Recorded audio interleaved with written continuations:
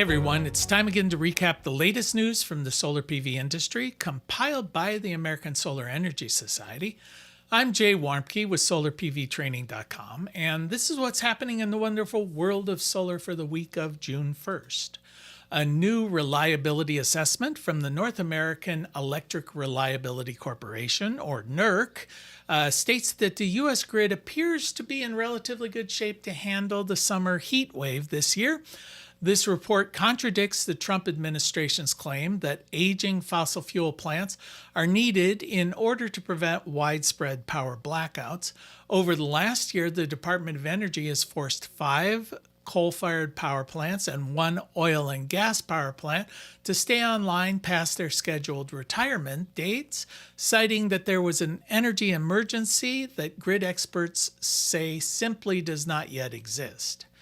However, it's not the presence of expensive old fossil fuel power plants that has put the grid into a relatively good position heading into the summer. It's the rapid expansion of solar and energy storage. Data shows that approximately 75 gigawatts of new solar and storage have been added to the grid since this time last year. The U.S. International Trade Commission voted to maintain trade protection on crystalline silicon photovoltaic panels imported from China and Taiwan.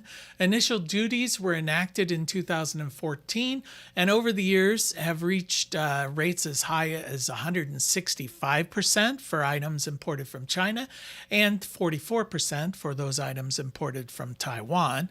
The Commission voted in favor of the continuation during an expedited 5-year sunset review. Commission members determined that revoking the current and anti-dumping and countervailing duty orders against Chinese and Taiwanese solar products would cause material injury to domestic manufacturers. New research led by the University of Oxford and the University College of London has revealed that pollution from coal-powered plants is reducing the energy output from solar PV installations, particularly where these solar power plants are installed side by side with coal-generating power plants. The researchers calculated just how much sunlight is lost from pollution from coal-powered plants and how this pollution reduces electricity generation.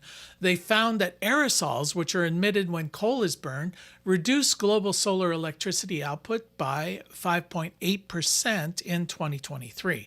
This loss amounts to about 111 terawatt hours of lost energy, the amount equivalent to the energy generated from about 18 medium-sized coal-fired power plants.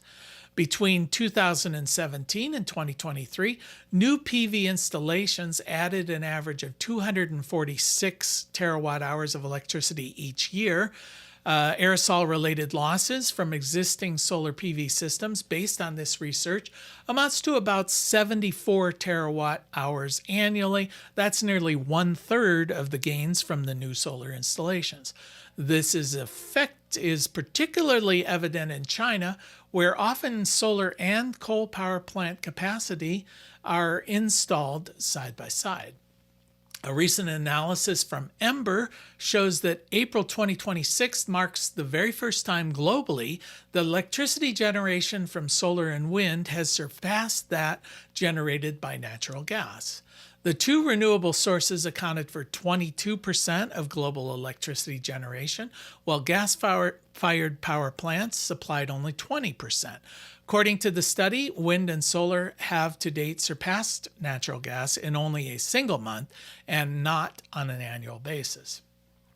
An Italian automaker Ferrari unveiled its all-new Luce EV last week to less than rave reviews. Ferrari played up the performance aspect of the EV, stating that the Luce offers 1,000 horsepower, can hit 100 kilometers per hour in 2.5 seconds, and has a range of over 530 kilometers on a single charge.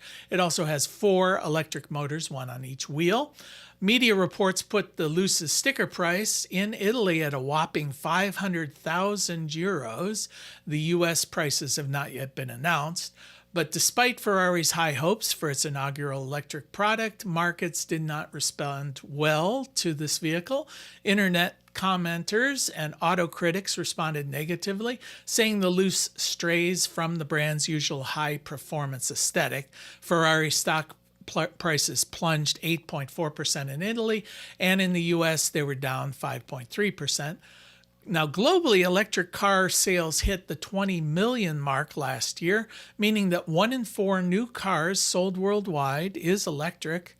EV sales increased more than 30% in Europe last year, but the European car market is becoming increasingly competitive due to an influx of Chinese auto brands, which are attracting customers with their advanced technology and lower prices.